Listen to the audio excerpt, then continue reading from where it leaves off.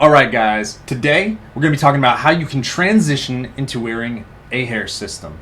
Right up front, we're going to be talking about how you can tactically transition some of the different ways to go about doing this, and then after we're going to go a little bit more into the mindset piece of why we're talking about transitioning. Now, I encourage you to like, subscribe, comment, hit all of that stuff because it'll keep you informed when I'm doing new videos every single day, and stay around to the end of the video. It might not sound sexy, but the mental aspect of this is so important. Don't make mistakes that I made, okay?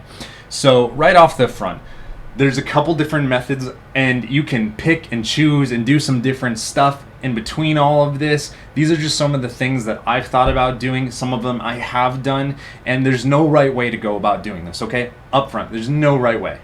So number one, we have the hat method. Now this is something that I actually did utilize, and I think it's a really good intermediary between the different ways of going out and exposing yourself to the world.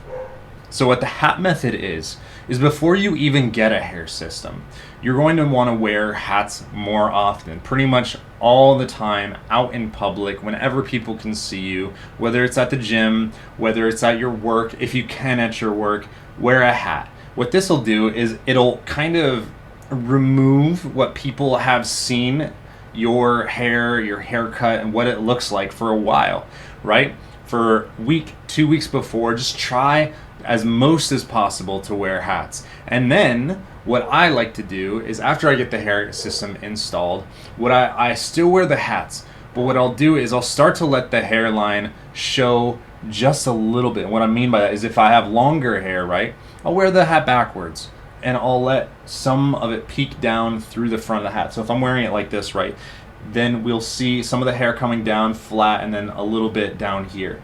Now what this does to people that see you most often, because we're talking about the people that see you most often, so these are your workmates, your colleagues, people at the gym, things like that. They'll start to be like, oh, something's a little bit different, but it's not so big of a difference. They've been seeing you in a hat, right? And over the course of maybe 2 to 3 weeks, it creates some interference, if you will, like some defense against this brand new big transition. It's not that big, but this new transition for me or for you if you're going through this. And then finally, there's that last phase of transitioning out of that and just simply rocking it. Now, the reason that I think this is a really good method is because it's a gradual transition, and it's easier to just kind of like deflect in and around it a little bit, because people will start to actually kind of question themselves and be like, oh, something looks different, but kind of like, I don't know. Anyways, it works. Trust me. I didn't have anybody that really asked questions when I did it. Next way is the isolation method.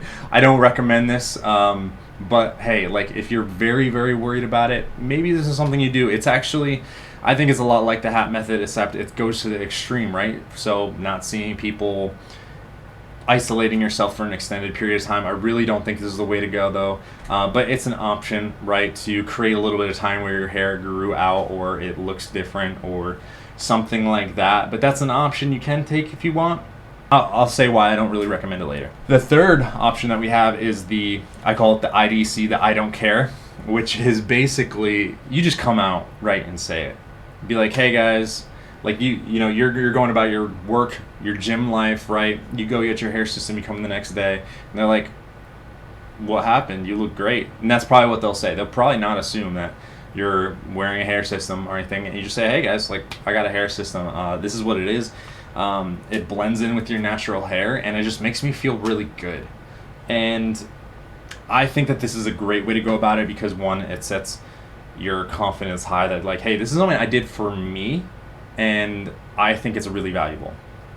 So that's a simple way to go about it. And once you set that precedent, I feel like you almost become obligated to continue that precedent, and you continue this, I don't want to say honesty because it's not about deception, but you continue this vulnerability of showing it to the world. And there's a couple really good things that happen when you take this route, which we'll share later. The fourth way that you could go about doing this is the liar. The liar. Well, I consider the liar, what they do is, so they get a hair system, right? And then people are like, wow, like it looks a lot different. Like your hair looks great. You look great. And they could say, hey, yeah, I got a hair transplant, or I've been taking Rogaine for a while and it's finally starting to work. Right? So some combination that's deflecting against hair systems, and we'll talk about this a little bit more later as well. But this might be good for some if you're a little bit conscientious about wearing a hair system, what people will think about that, connotations with a wig, stuff like that. But we'll discuss that a little bit more later. The next is what I call the shapeshifter. So this is method 5. The shapeshifter, what they do is when they get a hair system, right, they completely change their hairstyle, right? So if it's a little bit longer for you right now, or say you get a comb over or whatever it is, you get a hair system and you change your hairstyle, right? But you also go with a very light density unit when you first get it. So that way, one, it's not like poof, like this full head of hair, but number two, it's a completely different haircut. So when you kind of like mask these things in together with one another, it starts to look a little bit more like you can't tell why it's different, because you could be like, oh well, it is a different haircut, and oh it's but it's thinner, and just like it's good because it masks multiple things together and it combines them, and it's a little bit harder to pinpoint what exactly it is. So this would be like going to a shorter hairstyle for your first hair system. Maybe you've grown it out, and then you keep it nice and short, as opposed to what some people do, which is like they go from not having any hair or very little hair to going with the big pompadour. And there's nothing wrong with that if you want to do that. It's just a different way. So these right here are some of the different methods that I have found and I've seen that people have done through transitioning into wearing a hair system. Now, like I said, you can take, pull, grab, steal, borrow, whatever, rob, and duplicate all the different components of these individual methods and combine them together for something that works for you. The thing I want to talk about though actually is the mental aspect of all of this, the whole question of like why, how do I transition? Why do I need a transition, right?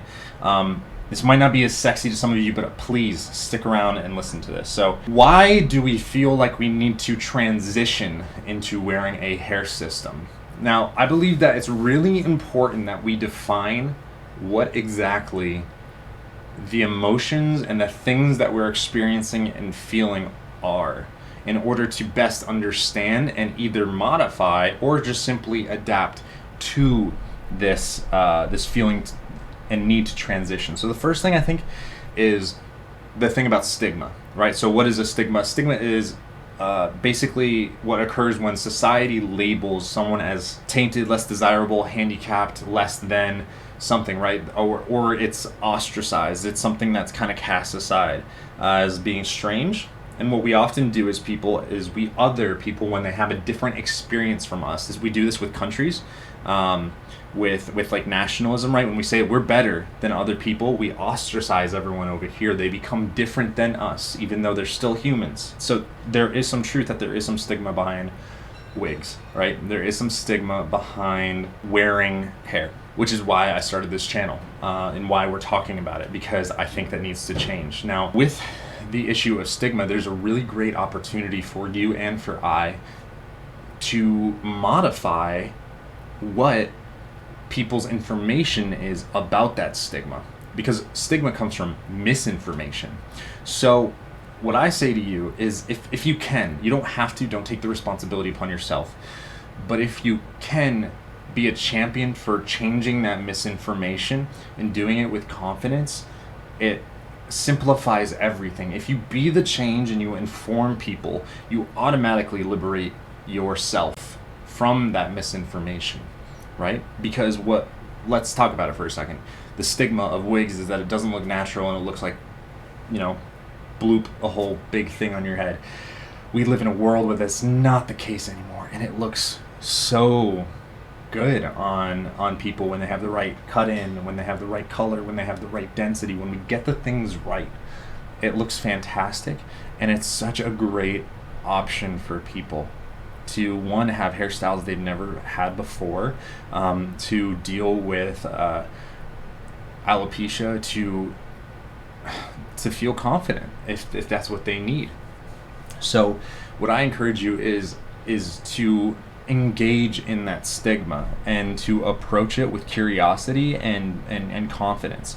Now, the other things I'll say, right, is why is there this mental game around transitioning? What are the emotions? I think that one of them is shame. And then another one of the emotions that we talk about is embarrassment. And then third, fear, and four, overwhelm. I think that these are the main emotions that we have to dissect and kind of move around, right? So the first one is shame. Now, what is shame? Shame, according to Ruth Benedict, who is an anthropologist, shame is something that arises when there is a violation of cultural or social values, as opposed to guilt, when there is feelings that are violations of one's internal values. So shame is a violation of the collective social values, and then guilt is us wronging our internal values, to say that again. So we're talking about the external values, the external expectations of us, right? Now, let's break that away from embarrassment. Shame is said to not involve public humiliation, while embarrassment does. So shame involves feelings of worthlessness, anxiety, powerlessness. And we feel this shame because maybe we feel we're not meeting the expectation of society and their standards and their beliefs of what is okay, right? About this stigma, which we just addressed. Now, this is something that we have to address because this worthlessness, this anxiety, this powerlessness can only be attached to us when we own it. If we say, hey, I'm not going to be anxious over this because I'm going to own it and I'm going to believe in it, and I think this is a great option for me, that powerlessness and anxiety and worthlessness goes away. If you go from saying, I'm a victim of hair loss, to saying, I get the opportunity to look fantastic in this hair system, and I'm worth using this hair system because I deserve to look my best and I want to look my best for other people, you completely flip the narrative. And that's really, really important as we engage with this, that we're not victims here of our genetics, but instead we have the ability to say we're worth looking our best and doing the things that we need to. Now, the second issue is embarrassment. And I think that we need to look at why are we embarrassed? Embarrassment comes in the public sphere. Embarrassment with this issue is like, oh, it might come off in front of people, or people might notice my hairline is off or something like that. I think that's important to talk about because with embarrassment, we're living in the expectation of a future which has never and may never occur. Right? We're living in the future of possibilities that, right, the hair system might fly off, or that someone might notice that the hairline is off, or we're living constantly in what ifs instead of living in the present moment. And that's a really dangerous place to be in because there will constantly be anxiety of the lives and futures not lived. Whether it is in hair systems, whether it's in your job, whether it's in your finances, within your relationships, this is something that we've got to say, this is not a reality at the moment. These are all possibilities, but they're the worst possible possibilities. There's a lot of great possibilities out there too, where it could drastically affect my life. We need to reframe our minds from looking at the negatives and possible bad outcomes to the possible great outcomes that are there. Now, the next thing is fear. And I think fear comes from feeling like we might be ostracized, or we might be made fun of, or that we might become part of the stigmatized. And the thing about fear is it's something that exists inside of our mind. Fear is very helpful to us as creatures when we're talking about surviving, right? If you look at life evolutionarily, even if you subscribe to the belief that God created everything, if we look at how we've evolved, fear is a mechanism that says, I'm going to protect myself in the face of danger. And the way that relates to today is we're pack animals. Humans are pack animals. So fear often looks like, is this going to hurt my relationship with others? Is this going to make it harder for me to make friends and find my place in society and things like that? What I say to you is that this will actually improve your ability to function, communicate, and live in society if you feel like it's right for you, if it will improve your confidence, if it will make you feel as if you can approach others with a higher standard, if it's going to give you a edge, then there's nothing to fear. That fear lives inside of your mind, and once again, we need to reshape our mind. And the last thing I think that people feel is overwhelmed with the steep learning curve sometimes at the beginning of the hair system journey, which is partially, I mean, I preached about it, but that's partially why I shaved my head. And I made the mistake myself. I got overwhelmed with not finding the right adhesive right away because of how much I sweat when I'm working out, and I work out every day. And this is something, once again, that's living in the future. It doesn't exist in the current moment. It's something that we're like, oh man, it's always going to be this way. Well, no, it's not always going to be this way. We're going to find solutions. We're going to find better realities. And if you're worried about all this stuff, it'll keep you from everything that you want in your life. Not just this, not just hair stuff, not just the way you look, but like progressing in your future, in your professional career and relationships. If you feel overwhelmed that's okay to feel overwhelmed. It's not okay for it to stop you from moving forward. It's just not. So guys, if you're thinking about transitioning into a hair system, take some of those tactical things from the beginning, but also start thinking about the mental aspect of this as well, because I guarantee it's a thing, and it's something that you need to address and be prepared for and be ready for, and know that there's a community of brothers, of people out there, myself, Curtis over at MHE on My Hair Experience, which is a channel on YouTube. There are Hip to Pay. There's people out there that are in your corner, and we're trying to lead the charge to normalize this for you to feel like you can do this and to give you permission to do this. We really don't get much else out of it. We're just trying to help our fellow brothers and make them feel like it's okay to walk this journey with us. So if you like this video, guys, please like, comment, subscribe. I know it's cringy to say that, but just do it anyways. And we'll talk in the next one.